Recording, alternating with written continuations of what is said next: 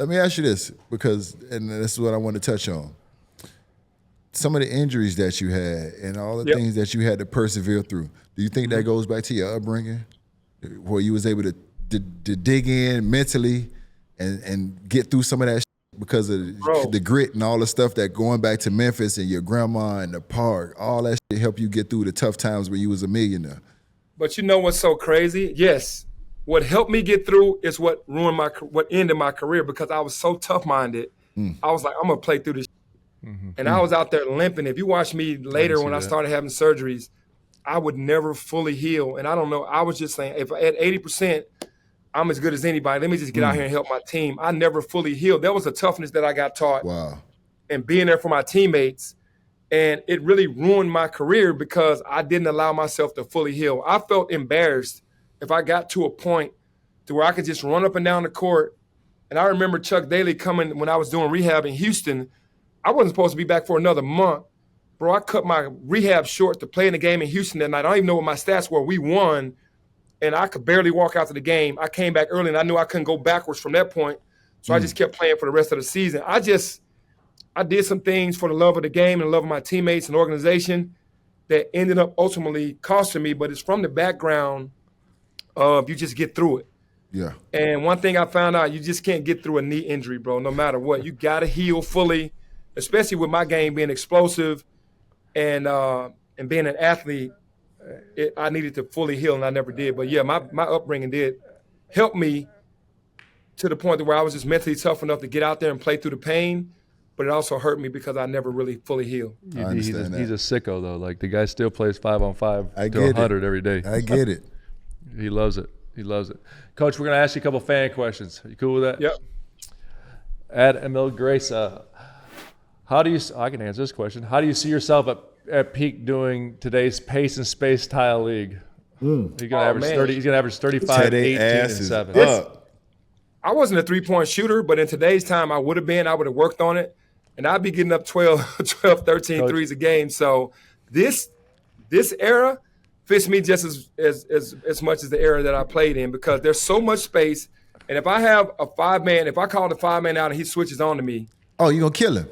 Yeah, destroy him. You're going to kill him. I'm looking at Cade Cunningham, and I'm looking at you coming up the left side of the floor. And if you got a small guard to play, get out the way. Let him go to work. There's three players in the game right now that he'd be close. He'd average, and this because he doesn't want to talk about it, he'd average 30, 11, and 8 right now. For sure, because you ain't switching no 5 onto him. And if he coming down the side and you got 6'2" or whatever, we ain't running shit. Go ahead and do your thing. Yeah, and make plays from that, for sure. Yeah, and make plays from that. Get 2 feet in the paint and we'll figure it out. It's all of us. It just, for me, the way I played more for this era than I did my era, because it was like I was a fast-paced guard, even at 6'7", just getting the ball up the court and pace and trying to get Nick and Dennis to run corners for space and Horace be the trail. So we were kind of doing that in Orlando, even though Shaq was, in the paint. Yeah. But when we were on the fast break, especially when we had Horace at the 5 and we brought like Donald Royal in, it was like we spaced the floor, man, and just played. So that was back then. So now I would definitely enjoy playing. High five. I got a question. Talk to me about the recruiting, and we talked about that earlier, and the AAU, and just all of that you got to manage as a coach to put yourself in a good position. Yeah, when I first came back, obviously I played AAU for the Memphis Y. When I came back, I connected with them and made Team Penny and started really coaching guys. And I found out early on the recruiting phase in the AAU is just like recruiting phase in college. You just got to try to talk guys into coming to your team, joining other guys, and trying to piece together a team. I mean, Mike understands this because of his AAU program, and you got to really be good at it. That actually helped prepare me because I was in the EYBL, Nike EYBL League, which was full of unbelievable coaches. They really coached the game to win. It wasn't just some rec league that everybody was just getting shots up.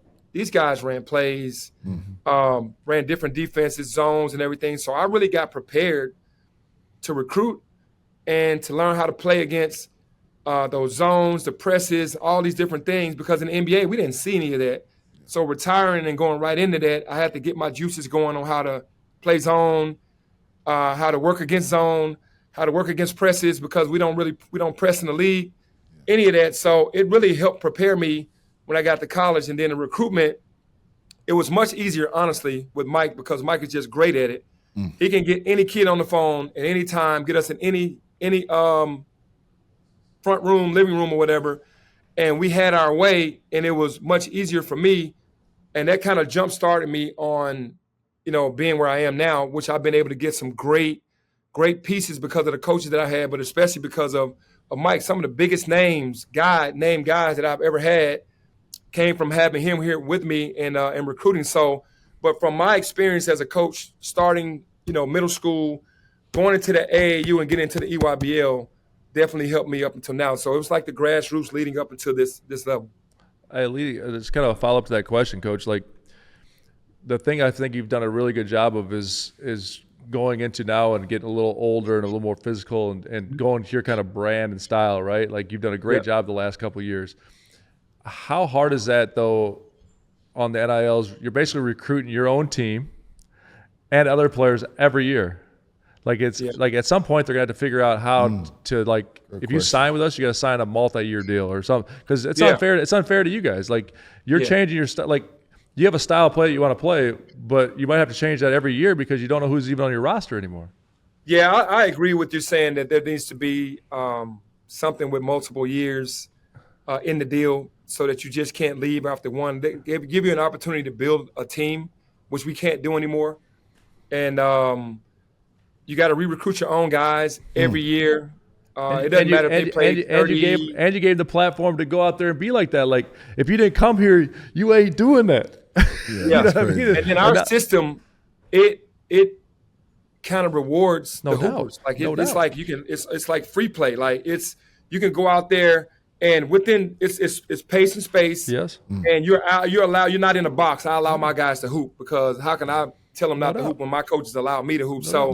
But it hurts you when you have to re-recruit the same guy that you just gave all of this, gave him this platform and this much freedom, and then you have to go and re-recruit them, and they still get in the portal, and then go to another school. Yeah, that's the most difficult part about. I watched you do it. You took 3 to 4 months to develop, build up their confidence, get them to where they're at. They kill it, and now it's like, okay, so you want to go somewhere else? Like, I don't know, man. It's hard. It's hard.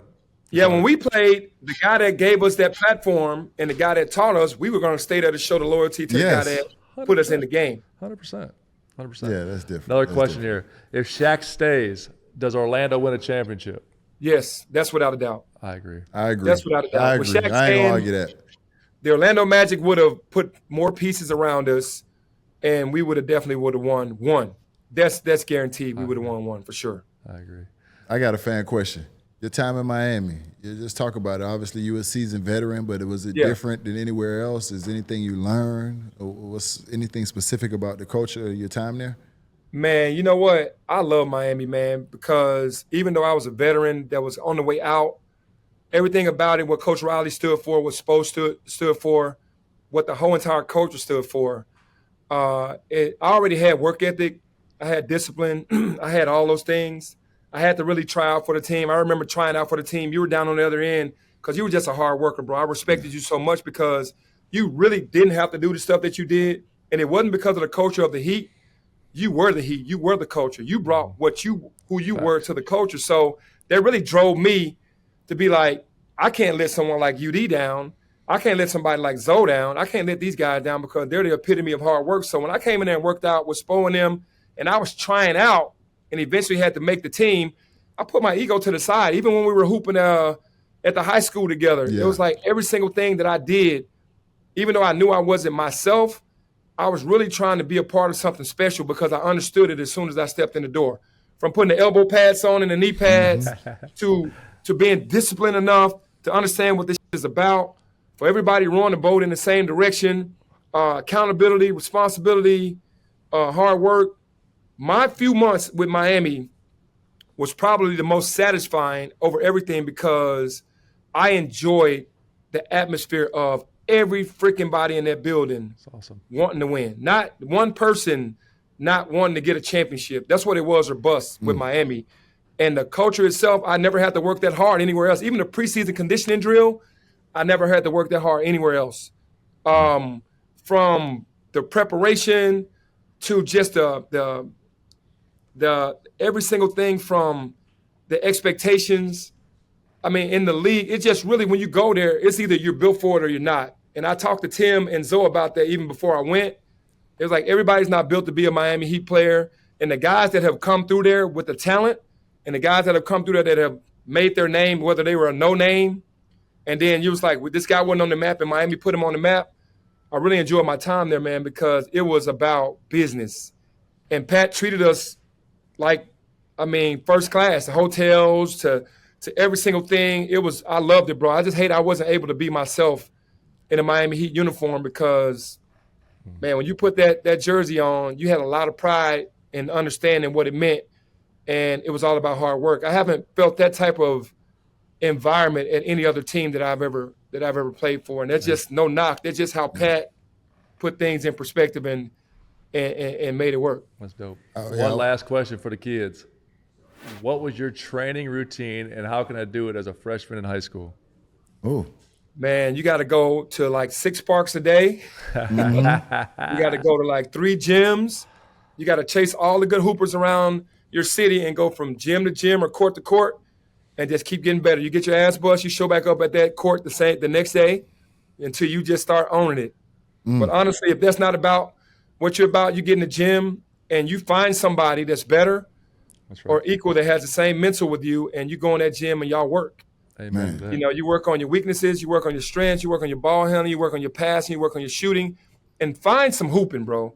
Like, find somewhere to play, because all of the drills are not going to get you. Man, where you say that go. again. The experience is the best teacher. Find where they're playing ball and be the hardest competitor in their hoop. Don't just go through the motions in the hoop. Be the toughest competitor. Make them say, damn, this dude is playing hard. Stand out in that aspect, because a lot of people aren't used to getting uncomfortable to be great, and that's what you have to be, man. You got to get uncomfortable to be great. I want to point out one thing that you said, and this is for all the kids at home or for anybody. Everything that you have accomplished, everything that you meant to the game individually, as a cultural icon, the shoe, the little penny, you came and said that you tried out for the Heat and made the team. I put my ego to the side, because I wanted to play there, bro. I tried out for the Heat. I could have gotten cut then. Come on, man. People need to wrap their mind around like that right there, because what people don't understand is what kind of sacrifice that takes, how selfless you have to be. You know, like that's not easy. You know what I'm saying? And oftentimes we argue about roles and, you know, what's this person's role and what's that person's role and whose role is more important. We have a Penny Hardaway who's willing to play whatever role he has to play in order to help the team win. Yes, sir. And I think that people don't speak on those things enough. You know what I'm saying? So whether you knew it or not, we knew that you had to try out for that team. And we knew what you were sacrificing. And we knew the things that was important to you. So without you even saying it, bro, we had the ultimate respect for you. And I'm not just saying that now. We were saying that then. Like, this real shit. Like, we were saying that then. Like, he done made the money. He's had the career. He's had the individual success. He's had all these things. He just wants to be a part of what we doing. That says a lot about him. Dope. That says a lot about him. Here is a dirty little secret that insurance industry may want to keep under wraps. Insurance companies profit by holding on to your money for as long as possible. So after an accident, they might do whatever they can to delay or deny your claim. This way, they can keep those profits growing. Morgan & Morgan fights hard against these corporations to fight to make sure you get every dollar you deserve. When in court, the insurance companies want juries to think that at-fault driver is the one paying the verdict amount. Meanwhile, it's really the insurance companies who are covering the cost. When Morgan & Morgan takes on a case, they're almost always going after the big insurance companies and not the individuals at fault. Morgan & Morgan fights hard for their clients, and these corporations know that. A recent client in Pennsylvania just received $29 million. That's $29 million. Insurer's best offer was $500,000. Another recent client in Florida received $20 million. Last offer, zero. There's a reason why Morgan & Morgan is America's largest injury firm. Hiring the wrong firm can be disastrous. Hiring the right firm could substantially increase your settlement. With Morgan & Morgan, it's easy to get started, and their fee is free unless they win. Just visit forthepeople.com/OGs or dial #law 529. That's forthepeople.com/OGs or dial #law 529. This, my friends, is a paid advertisement. Playoff basketball is here, and there is still plenty of game left to be played. Don't miss a second of hoops action with my partners at DraftKings Sportsbook. From every game day until the trophy is lifted, DraftKings Sportsbook has you covered with same-game parlays, odds boost, and so much more. Here's something special for first-timers. New DraftKings customers bet $5 to get $200 in bonus bets instantly. Download the DraftKings Sportsbook app and use code OGs. The crown is yours. Stay in on the action and use your $200 in bonus bets on DraftKings same-game parlays for a shot at an even bigger payout. Combine multiple bets together from the same game. Love the thrill of live betting? DraftKings has got you covered. Bet live on in-progress games right as they happen, making watching the game that much more exciting. If sports betting is not yet available in your state, don't worry. You can still join in on all the fun with DraftKings Pick 6 and have the shot to win cash prizes. Download the DraftKings Sportsbook app now. New customers, use my promo code OGs and bet just $5 on any wager to get $200 in bonus bets instantly. That's promo code OGs only at DraftKings Sportsbook.